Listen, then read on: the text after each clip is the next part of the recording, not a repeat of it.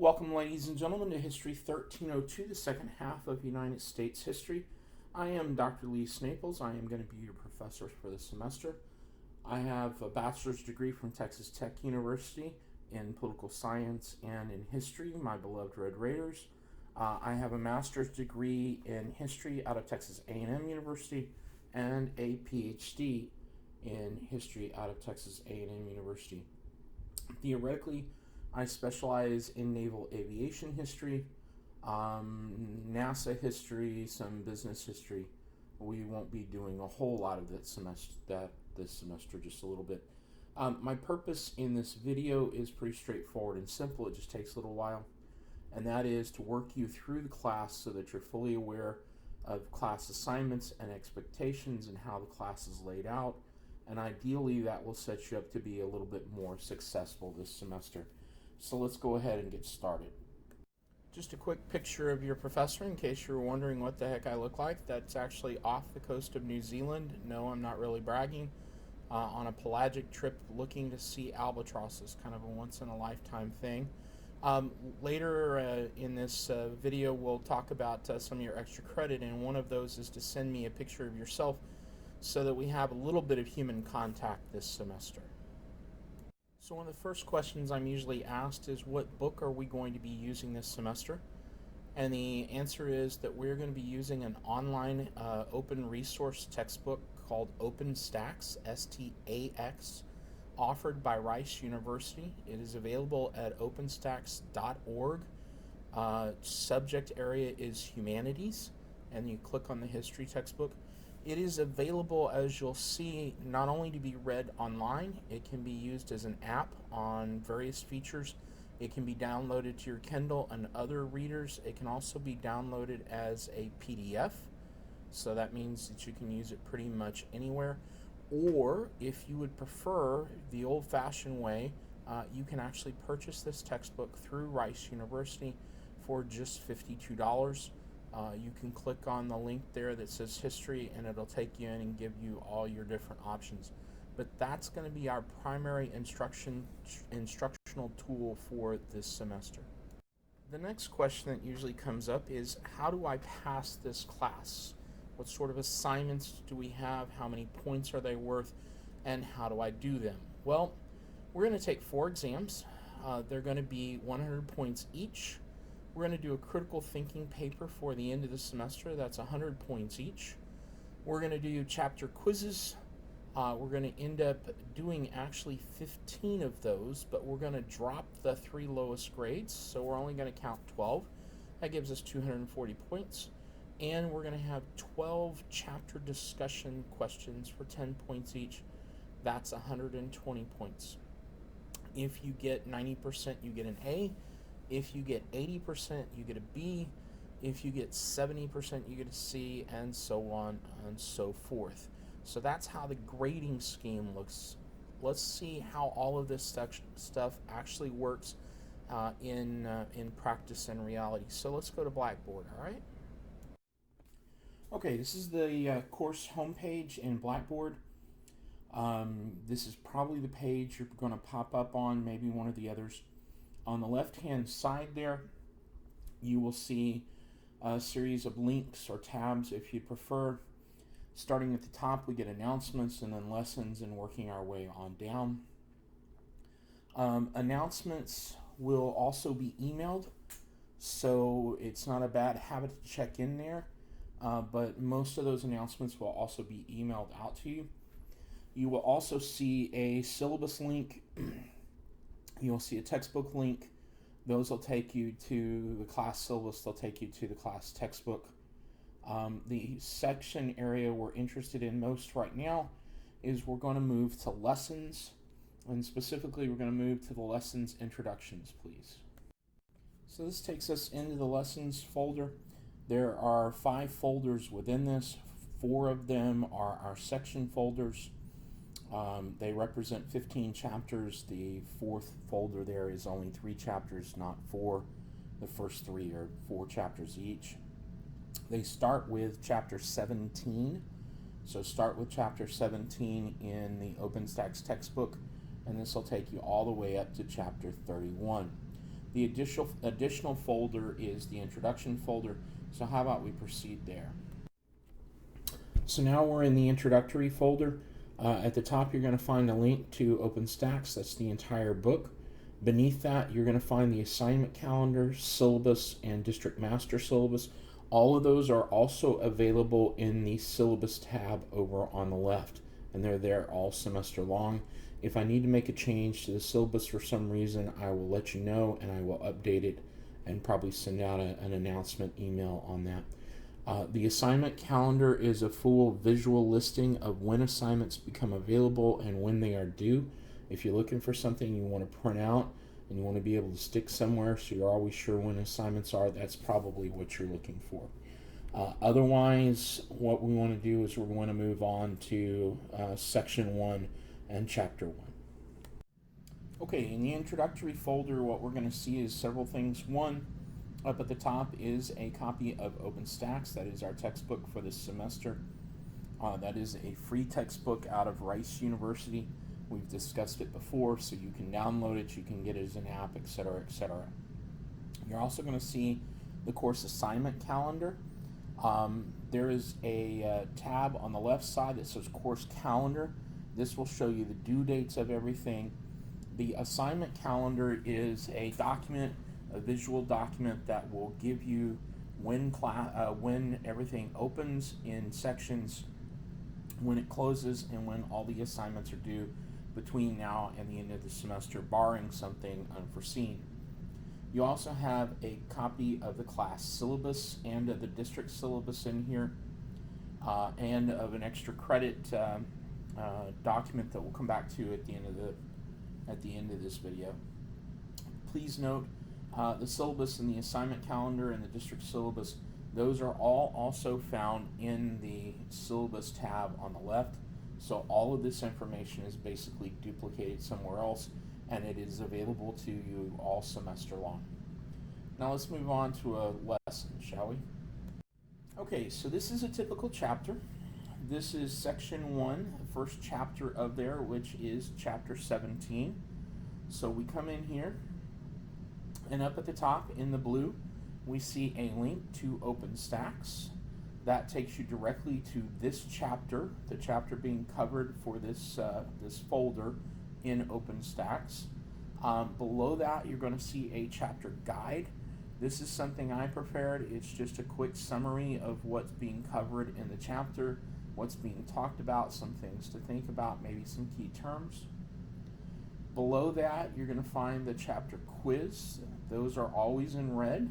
The chapter discussion question, those are always in green. We'll discuss them in just a minute. Beneath that, you will find documents and videos. Please note, the focus of this class is really around the book. The rest of the resources here are provided to you to help you better understand the book, not vice versa. So if you're pressed for time and you're saying, I don't have time to watch everything and read, then the answer is read. Read first, then go for the other stuff. Some of these videos are quite long. I've tried to indicate when that is true, and they are there because I find them interesting, because I find they explain some things, but you don't have to watch them. In some cases, they are 2-hour documentaries or even longer series of documentaries. The 2 assignments we have to do each week are the chapter quiz and the chapter discussion. I have tried to make these assignments due all at the same time, at a repetitive schedule that you can understand. So assignments are always due at 11:59 p.m. on Saturday. The only exception is the final exam, and we'll talk about that when we get to exams. Otherwise, always 11:59 p.m. on a Saturday, you have those 2 assignments due. So, end of the first week, we're going to have Chapter 17. End of the second week, we're going to have Chapter 18, and so on and so forth. The quiz is 10 questions. These are multiple choice. They are multiple answer. They are true-false. You have 10 minutes to complete it. That is not a lot of time tarry, to waste, but it's plenty of time to take this quiz. 10 minutes at a minute per question is actually a lot of time. You don't need to panic. However, you do need to know the answers. If you think you're going to be able to hunt through the textbook online and find the answers, or Google this stuff and look it up, you're just not going to have the time to do that. Know the answers when you go in. Please note, you are not allowed to use any external sources, etc. And really, you're going to get yourself in trouble if that's the plan. The discussion question. Each chapter, I have asked you a question for which there is no real right answer. In fact, I'm not even asking you for an answer. In each case, I have asked you about something that people discuss and debate. And rather than you trying to answer the question, what I want you to do is to provide an argument for each side of the discussion. This really isn't all that different than what you do when you pick a restaurant. When you're trying to decide on a place to eat, you think about what are the good reasons to go here and what are the bad reasons, and what are the good reasons to go here and what are the bad reasons. My goal here is to get you used to being able to see both sides of an issue and understand what is happening. A lot of times in history, you and I personally do not agree with the actions of the people in history, but it is overly simplistic to simply say, well, they were bad people and they did bad things. We have to understand that logically, most of the time, maybe not all, maybe you can find some exceptions, most of the time they thought what they were doing was either justified or even correct. So the question is, why? Why did they feel this way? Do you understand enough to at least explain their rationale and their reasoning, rather than just saying, well, they were stupid people and I don't know, or that's just a bad issue and I don't want to discuss it. So that's what we're going to do. You're going to click on the link there. After you think a little bit, you're going to post your ideas. In other words, here's one idea for why this side is correct in this argument. Here's one idea on why the other side is correct in this argument. And then you're going to go check out a couple of your classmates and see what kind of answers they provided and respond to them. Please note, the program does not let you see your classmates' answers until you have posted something yourself. So you have to create your own arguments to begin with. This is the way most of the semester will progress. So you need to get on a schedule. Now please note as well that all of section 1 opens at the same time. So chapters 17 through 20 are available right now. If you can see this, you can answer those questions and begin on the discussion and the chapter quizzes. They close 1 week at a time. So at the end of the first week, chapter 17 is due. At the end of the second week, chapter 18 is due. At the end of the third week, and so on and so forth. That way you can work ahead. You cannot work behind. What I do not need is us getting to the end of week 4 and you want to do 4 chapter quizzes, 4 chapter discussions, and take a section exam all at the last minute. That's just a recipe for disaster, so we're not going to permit that. Some students try to do all the discussion questions at once, or they try to do all of the chapter quizzes at once. I understand that. I still don't think that's a really good idea. I think the better idea is to deal with chapter 17, understand chapter 17, process through that information, answer the quiz, answer the discussion, move on to chapter 18, and when you get around to the section exam, go back and review those previous chapters before you take the section exam. All right, let's discuss that section exam. So we're back out in the section folder because every 4th chapter, at the end of section 1, section 2, section 3, section 4, we are going to have to take a section exam. That exam will be 45 questions long. 45 of those questions will be short answers. The remaining 40 questions will be taken from the same questions that were used for your chapter quizzes. So you'll have seen some of those questions before, possibly, but not all of them. These section exams, like the chapters, are due at 11:59 p.m. on Saturday at the end of the section. The only exception here is the final exam. The semester ends on Wednesday, December 16th. I cannot change that date. So we take our final on a Wednesday, or it ends up on a Wednesday. It is available starting on Sunday of that week. So you have all of that finals week to complete the section exam. All right, let's move on. Okay, so we're back in the section folder, and we will find a section exam there. Please note that the section exam is only up for the 4th week of that particular section. So week 1, section 1 opens, and starting in week 4, the section 1 exam will be available at the same time as chapter 20, in that case, is available. That exam is due at the exact same time as the chapter quizzes and chapter discussions are due, meaning it is due at 11:59 p.m. on Saturday. Please note, you have 1 hour to take the exam. It is 45 questions long. That is 5 short answer questions, and then 40 questions similar to what you have seen on the chapter quizzes.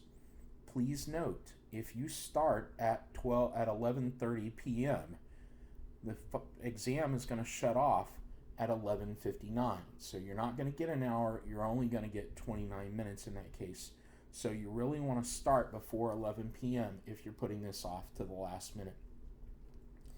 For Connect classes, which are originally designed to be online, this exam would require Proctorio, which is a proctor software.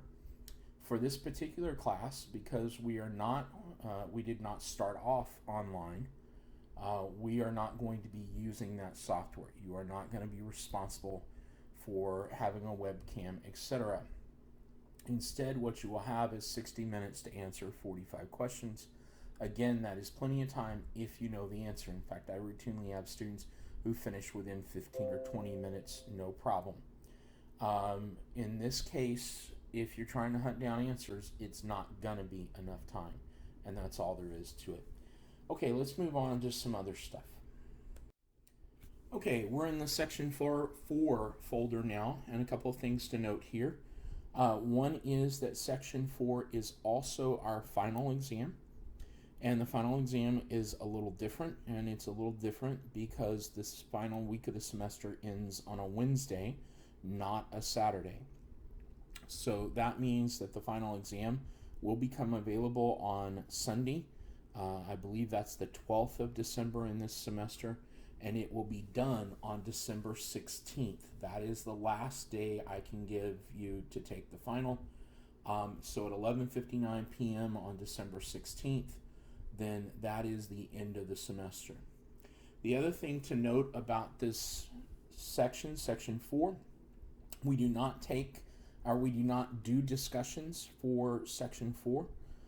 We don't bother with those anymore because we have a critical thinking paper to do. This critical thinking paper takes a lot of the same habits and skills we've been developing for our discussion questions and kind of takes them a step further. So there are going to be 4 questions.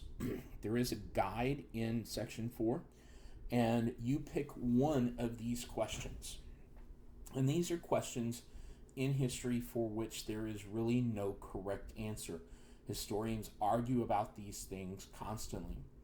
And I'm going to ask you to do several things. One, I'm going to ask you to provide 3 arguments on each side of the dispute. So I'm going to ask you, if we were in 1301 and we were trying to decide whether Massachusetts or Virginia was a better colony to start off with, I'm going to ask you to give me 3 reasons why it would be Virginia, 3 reasons why it would be Massachusetts, And then I'm going to ask you to make a decision. This is the big difference from the discussion questions. In the discussion questions, you weren't required, you weren't asked to provide a final answer. How did you feel about this? You were just asked to provide the arguments. In this case, instead of one argument per, I want 3 arguments per side, and I want you to reach a conclusion and tell me why.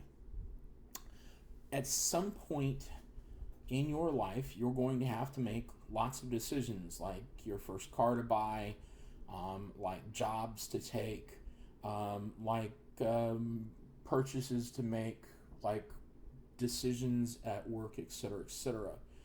And you want to be able to sit down and say, logically, here's what I'm thinking. And it's really not all that different than picking a car.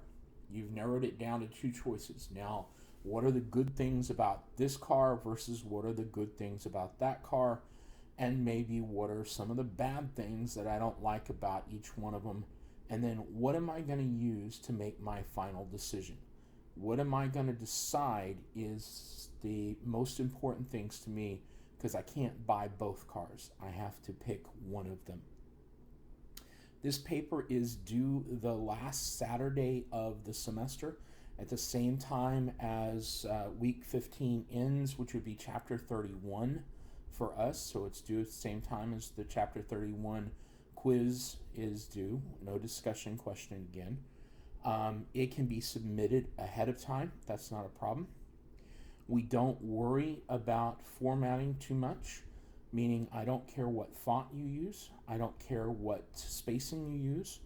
Instead of pages, this is a 750 word assignment. In academic writing and professional writing, if you ever want to write for a career, you're going to learn real quickly about word counts. And that means usually if you're writing an article for a newspaper or for a magazine or something like that, they will tell you, we want 6,000 words or we want 8,000 words. And that's what you get paid for, is how long of an article you provide. And usually they have a cap. They want 8,000 to 8,500 or something along those lines. I also don't care what sort of citations you use. At the bottom, if you used outside sources, and I would encourage you to do so, then tell me what outside sources you used. I'm not going to get caught up on whether we use MLA format, etc., etc. Historians traditionally use what is called Chicago Manual Style, and my copy of Chicago Manual Style, which is around here somewhere, is about 650 pages. And so I don't want you having to deal with that complicated of a system. It's just simply not that important. What I want to know is, if you found stuff that I find confusing or surprising, can I go back and look at your sources and find that information myself? And will it tell me where you found that? There is a tab or a link in section 4 that says submit your paper here. So you click there. It does have plagiarism software, so it is going to tell me if you just simply downloaded something off the internet and copied it. It'll tell you that as well. If at any point you are concerned, oh my gosh, I'm not sure that went through, email it to me. Just email it to me. If you're worried because you don't get it in on that Saturday, then here's the easy answer. Some points are better than none. Get it in as soon as you can, with the understanding, again, that Wednesday after is the last day. So December 16th is the last day of the semester. After that, the grades are going to go in, and there's nothing I can do. I'm sorry. All right? So let's move on to some other questions and issues. Okay, the next assignment we need to discuss is the critical thinking paper. If you come down to section 4, you will find the guide listed in there, as well as the link to submit the paper. This is not due until the last Saturday of the semester, the same time as chapter 15 is due. So we've got plenty of time to get that in. This critical thinking paper basically is your major assignment for chapter 4, or for section 4. It is this worth the same amounts of points as a section exam, and it's really going to build on what we did with all those discussion questions. So you're going to be able to pick from 4 topics in history for which there is no correct answer. And you go in, you pick one of those topics. We don't have to write on all 4 of them. And what I want is, I want you to give me 3 reasons for one side of the argument being correct, and 3 reasons for another side, or the other side of the argument being correct. Now, when we do this, this is the easy way to think of this. Think of this as if you were trying to decide between 2 cars, or between 2 restaurants. Which car do you want to buy? Which restaurant do you want to eat at? What are the pluses and minuses? What are the things that appeal to you? What are the arguments that make sense for why I should choose this one over the other? And remember, there are always 2 sides to any argument. So what you're going to do is, you're going to lay out probably an introductory paragraph. You're going to lay out a paragraph saying, here are the advantages to this side. Another paragraph that says, here are the advantages to the other side. Maybe, if you want to, a paragraph saying, here's what I think about those things. And then finally, the most important paragraph, and that is, this is the side I pick. Now, why? Well, because as we go through life, we can't buy both cars. We can't go eat at both restaurants at the same time. We have to make decisions. And one of the things that we need to learn to do, not only as adults, but simply as human beings, and to be successful, is to critically think about what our choices are and why we make those choices. So I want to see your arguments laid out for both sides, and then I want to see you reach a conclusion and explain why and how you reached that conclusion. You can do any research you want to for this. You can do no research as long as you already think you have a good command of the information. That is up to you. I do not care about how you cite this paper. We're not going to get into to the various forms and how we cite this. Honestly, historians use what is called the Chicago Manual of Style. I have a copy around here somewhere. It's like 800 pages. And you don't need to learn all that for this paper. The citation I want is simple. I want you at the end of the paper to tell me where you found the information, so that if you tell me something really weird, I can figure out where you got that from. I also don't care about what font you use. I don't care about what spacing you use. I don't care about what font size you use. I don't care about any of that. In professional papers, in academic papers, we go off a word count, not a total of pages. So in this case, we are looking at 750 to 1,500 words. And yes, you will be penalized for going under or over. You need to learn how to say it, and say it quickly, and not just sort of drag out and think that the more you write, the better it must be. That's not always the case. If you ever want to write professionally, this is the way most professional papers, books, articles, all that stuff are handled. You are given a contract for a word count, and you supply your information based upon that. To submit it, it's pretty easy. You just go there where it says critical thinking paper, submit here. You click. It has a plagiarism software that will tell you if it thinks you're plagiarizing the paper, and allows you to go back and fix it. If you have any trouble, there's another simple solution. Email me the paper. All right? And at any point, if you're just not certain, go ahead and email it to me. It's not a problem. If I find it through the normal submission, I'll accept it there, and I'll just delete your email. If something went wrong, then I can get the paper from the email. Again, this is going to be due the last Saturday of the semester. Now understand what that means. That means this paper is going to be due on Saturday, and our final exam is going to be due on Wednesday. So if you can get this thing done a little sooner, that's probably best. But it is not something you need to worry about for the first half of this class. In fact, I prefer if you waited until we had kind of wrapped up some of those discussion questions so that you get in the habit of creating arguments on both sides. The only thing different here is I'm going to ask you to finally reach a conclusion, and I need you to be emphatic on the conclusion. I don't need to hear I could go either way. Why not?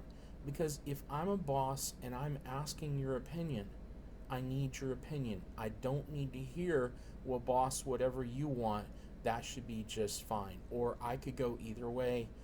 Um, Look, let's put it this way. If we're trying to make a critical decision and you can't reach a conclusion, then I'm not sure how much you really help me.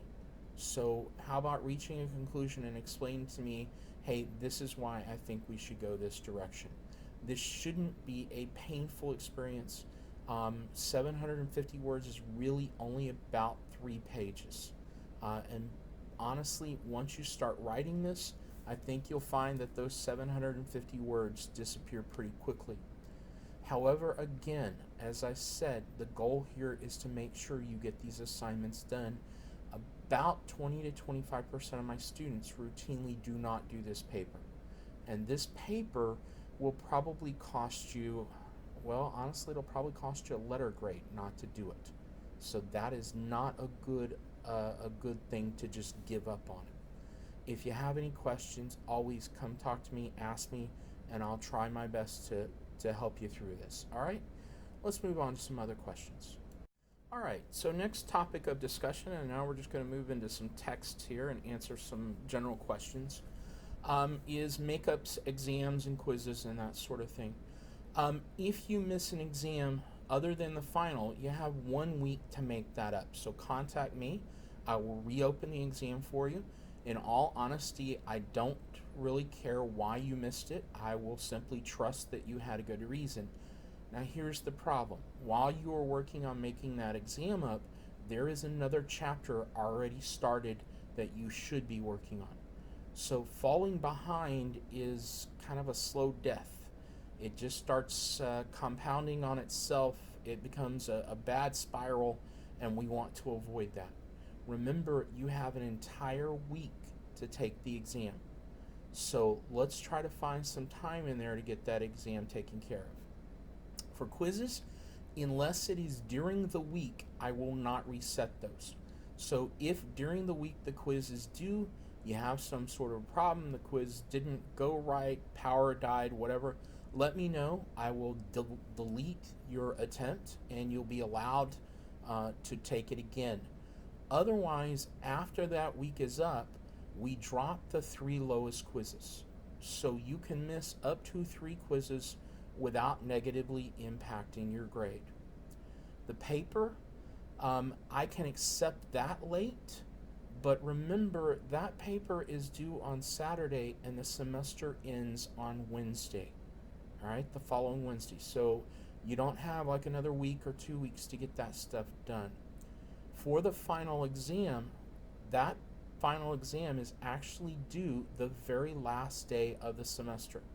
So unfortunately, if you miss the final, I can't really help you because I have put that off and given you as much time as I possibly can. Grades will be posted basically within 1 week, and the final actually grades itself. There's no short answer. The final is all multiple choice. And fill in the blank, or not fill in the blank, but multiple answer, etc. So you'll know the grade on your final exam as soon as you complete it. Everything else that has to be graded, I will have graded within 1 week of when it was taken. And honestly, I grade usually 2 or 3 times during the week, catching up on all that. So those grades come up pretty quickly. If at any time you are unhappy, let me know.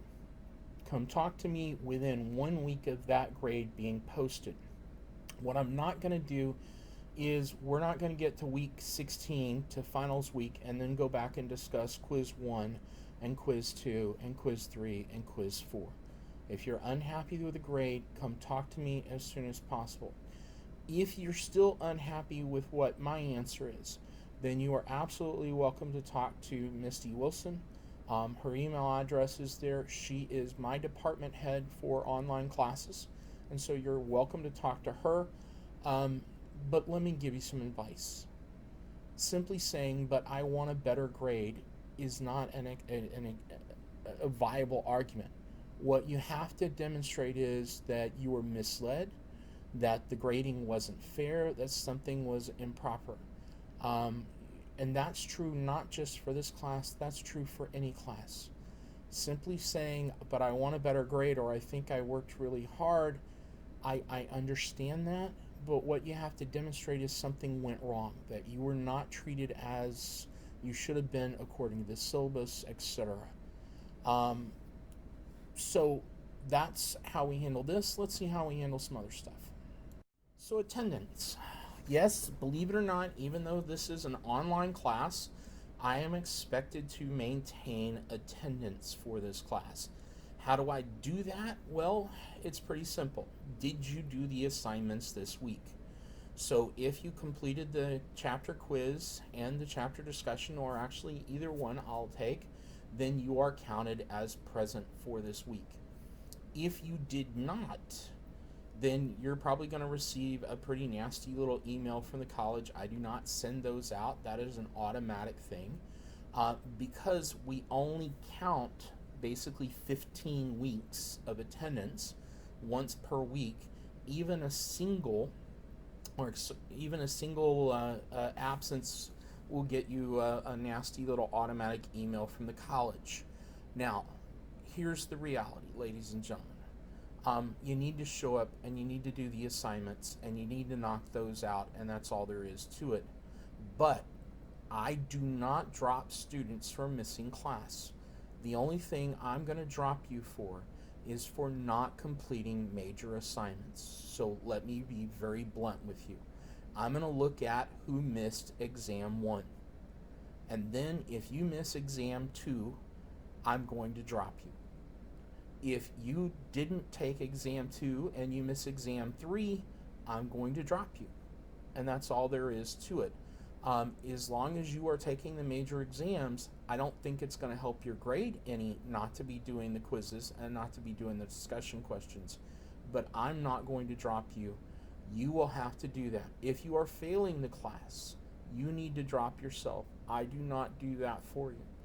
Only if you are not completing major assignments. Otherwise, you can get all the little automatic emails from the college you want, and it is not going to put your inclusion in this class in danger. Only if you start missing major exams. That's it. That's all. Okay, a few more slides and then I promise we're almost done here. The first of these would be student needs. Please understand, ladies and gentlemen, if you have a physical or mental condition which requires some sort of an accommodation, we can provide that. That's not an issue. There is on each campus a Student Accessibility Resource Services Office. I know it's a big long title, the SARS office.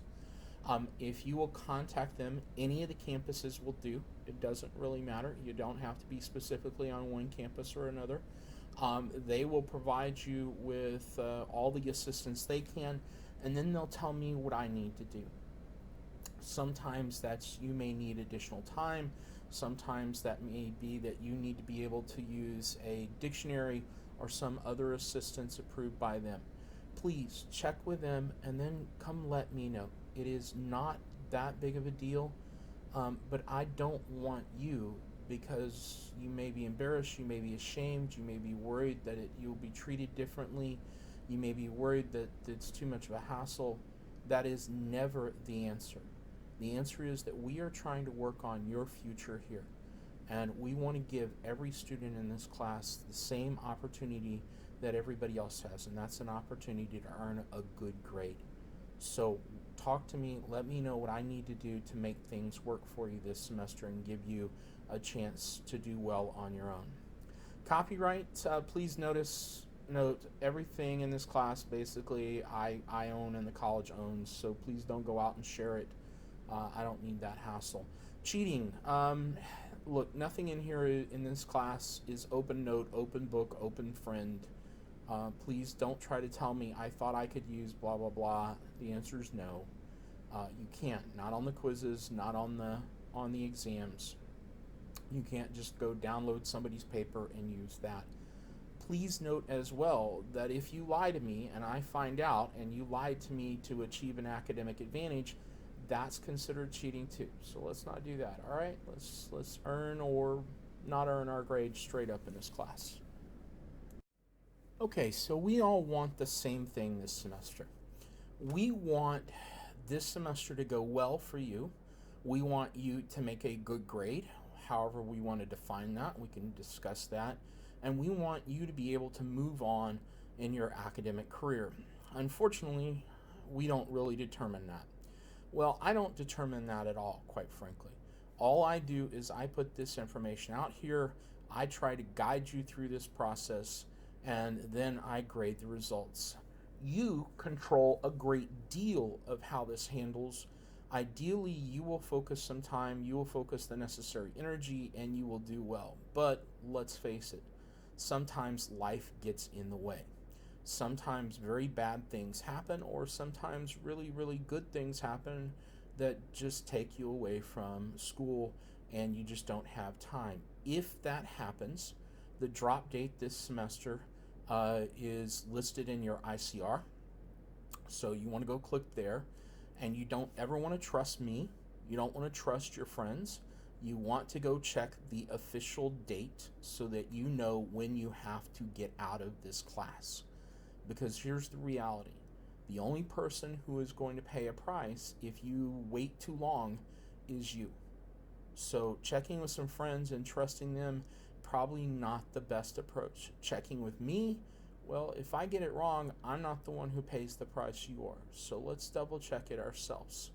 If you do need to withdraw, please, I understand it, but talk to me first, all right?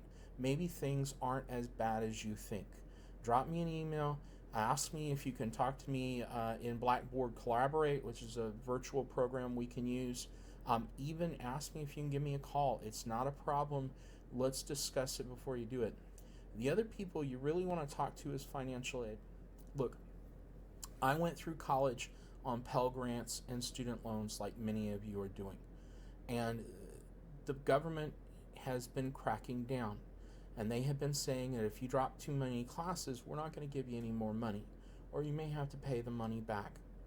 Now, you may not have any choice, but I'd rather you know that in advance, rather than making a bad decision because you just weren't aware of all the information. So talk to me, talk to financial aid, and then make that tough decision. But ultimately, that decision is up to you, not up to me or anybody else. Okay? So our topic this semester is history, and unfortunately, history is one of those complex, controversial, ugly subjects for some people. History talks about the people of the past. Sometimes they have done very horrible things, and there doesn't seem to be a lot of justice. Bad people get away with doing bad things. Good people get punished for no reason at all. And if it upsets you, if it makes you mad, if it makes you uncomfortable, if you don't like reading about it, I don't blame you. I've had 2 opportunities in my life to visit concentration camps, and both times I've declined, not because I don't want to know about those things, but because, quite frankly, I've already known enough. I've read more things about what happened in terrible places like that than I'm really comfortable with some days. And I don't need to go and see where that brutality took place directly. It's probably not a good thing for me to try to stay away from that, because it is something we all have to face. And early in our lives, we hide history from children because we say it's too ugly. Well, this is a college class. If you can't learn about some of the bad things that have happened in the past, at this point, I'm not sure when you're supposed to be old enough or mature enough to finally learn about it. So if you have any questions, if you want to know how much of this is really true, unfortunately the answer is usually pretty much all of it. If you want to know, should I be upset about this? The answer can be absolutely. I don't know why you wouldn't want to be upset about this. Ask. I don't mind those conversations. I enjoy them. Ultimately, this semester is your responsibility. One of the terrible things about college is that you're treated like an adult. And that means I'm not going to be reminding you each week that assignments are due. I'm not going to be saying, hey, you didn't do this and you didn't do that and you need to remember to get to this. In Blackboard on the left, there's a thing that says assignment calendar or class calendar. In the introduction folder, and in the syllabus folder, there is an assignment calendar that lays out what chapters are due each week. It is your responsibility to know when those assignments are due. It is your responsibility to keep track of these things, and if you have any questions, ask. I'm not going to hunt you down. You need to come and hunt me down, because ultimately, ladies and gentlemen, this is about your grade, not about mine. So let's work on getting your future good, and let's make sure you take an active role in determining that. Okay, we're back in the introduction folder, and we're going to talk real quick about the extra credit opportunities available to you this semester. And we're going to start with a simple notification, and that is that if you are counting on extra credit to make a significant change in your grade, you are wrong. It's not going to. There are a multitude of extra credit opportunities available to you. Basically, there are a series of 5 short quizzes. They are each worth 2 points, basically the equivalent of 1 correct answer on a quiz. So not a whole lot of points there, but they're easy, so get them done. Those are worth 10 points combined, or the equivalent of half a quiz. There is a second extra credit assignment available to you, which may sound a little weird. I find teaching online, unfortunately, pretty impersonal. So I don't really get to see you. I don't get to interact with you. You're just names and numbers in a grade book, and I'm not real fond of that. So I have given you a picture of me, and I'm going to ask for the same thing in return. If you would like an additional 10 points of extra credit, would you please send me a picture of yourself? Just a standard picture of you, and please, just you. I know you have friends and family. I'm sure they're wonderful, and I would love them if I met them, but they're not in my class. And so my goal here is to know what the students in my class sort of look like and make it a little bit more personal and a little less distant, if you will. If you're not comfortable with that, I understand. It's not a big deal. Don't do it. Or quite frankly, you can send me any picture off the internet. It's not like I can check. But all those points combined still aren't going to be that much. So why do I even use them? Well, quite frankly, I have tried over the course of my educational career to drive down the times where I have to make a judgment call on you as an individual. I try to leave as much of your grade up to you as possible. In this case, the total points available here account for about 2 points on your final grade. Now, if you're not familiar with college, there's something to understand. And that is an A is an A is an A, a B is a B is a B, and a C is a C is a C. What does that mean? That means there is no difference between a 70 and a 79.1. They're the same grade. All right? There's no advantage to a high A or high A. There's no advantage to a high B or a high C. They're still just an A, a B, and a C. So I face the quandary every semester for those students who are sort of on the bubble. They're sitting there with a 78.9 or 79.3. Should I round that up? Well, here's the easy answer. Did you do the extra credit? The extra credit gives you the opportunity to take a 79.2 or even a 78.1 and push that over the hump into the next grade, to move your grade from a C to a B or a B to an A, or maybe from a D to a passing grade. If you did the extra credit already, well, then you've already gotten some points and you're still short. So realistically, instead of a 79.1, you probably started with a 76 or a 77. And so you've got a C. It's not my call. You're earning those points yourself. If you didn't do the extra credit, well, you should have. It could have made a difference. So let me give you some advice there. Always take every point you can get your hands on in a college class. Don't pass them up. So that extra credit is due anytime between the beginning and the end of the semester.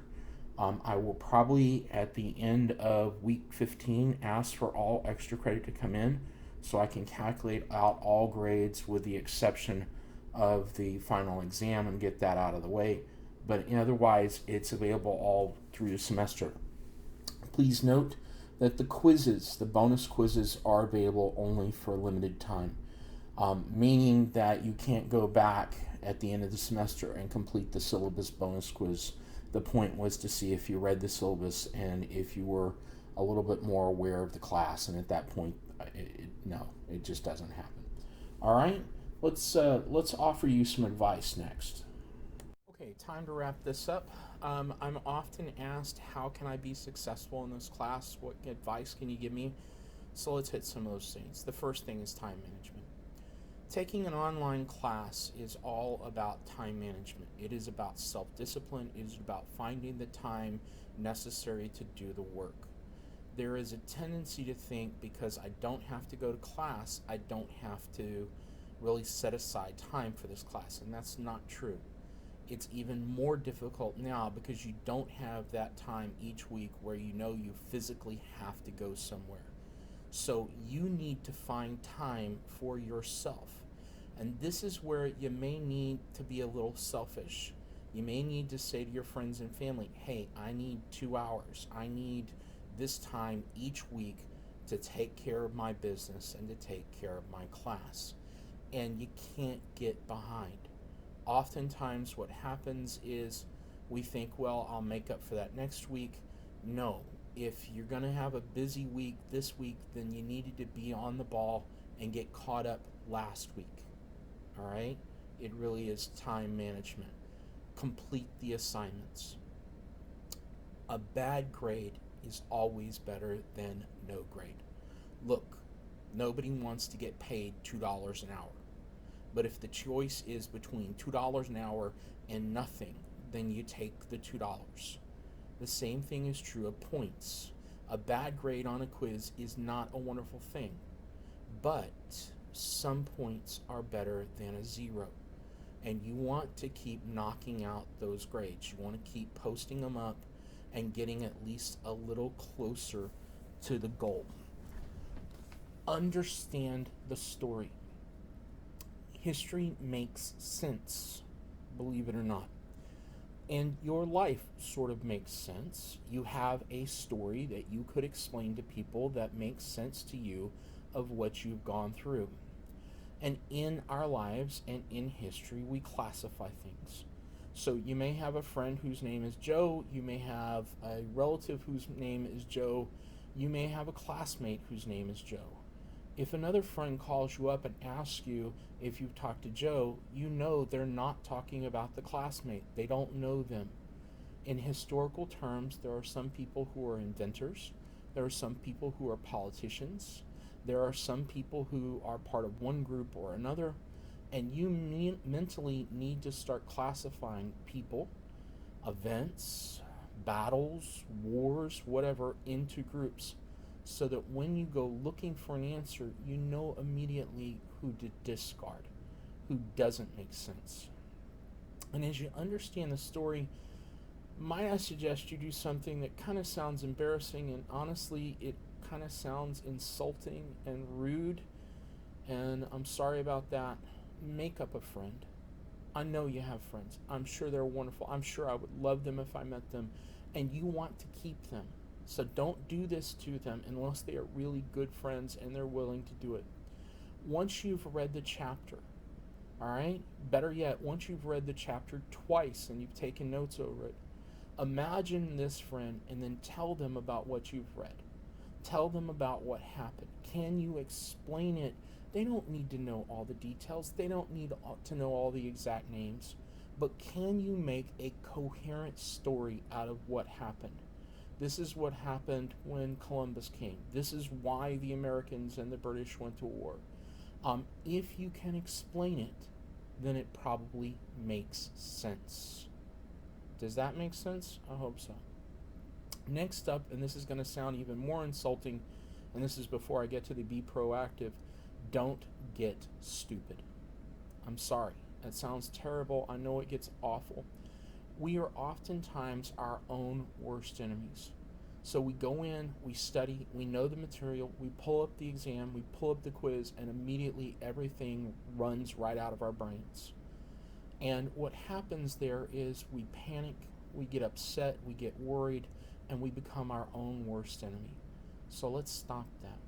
Let's think about the fact that realistically, you are in more danger driving on the highway than you are in my class. Nothing bad's really gonna happen to you. Even a bad grade is not terrible. It's okay. Nobody gets hurt. You don't hurt anybody. You don't end up with horrific bills. You just kind of have a bad grade. And once you relax, the answers start coming. When you study, this is gonna sound a little weird, but studying is much like eating. It's best done one bite at a time. So you don't try to shove an entire hamburger in your mouth all at one time.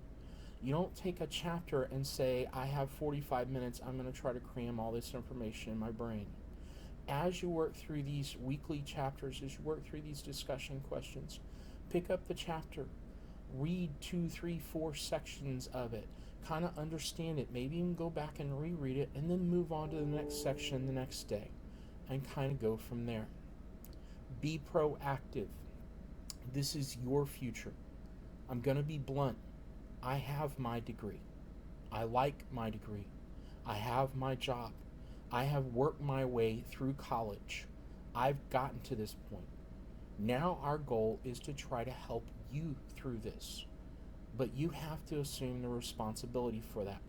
You need to come to me when you're struggling. You need to let me know, hey, I'm not getting this stuff. You need to make sure you're taking the time necessary. You need to make sure you say to your friends, look, I got to be selfish for a little while. I got to take care of my business so that things are better down the road. And those things will help you. Remember your goal. We come into these classes and we think, I have to make an A. And the answer is no, you don't. I have a PhD. I'm not bragging, I'm explaining. I have the highest degree awarded in this country.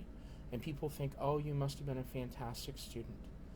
My first 2 years in college, I have 2 D's and an F on my transcript.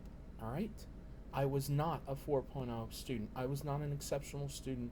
In fact, I was down to like a 2.1, 2.2 GPA before I figured out what I needed to do. And what I needed to do was to focus on school. What I needed to do was that time management and to complete assignments and to be proactive and to remember my goal. Your goal this semester, whether you realize it or not, is straightforward and simple. You want to never have to take this class again.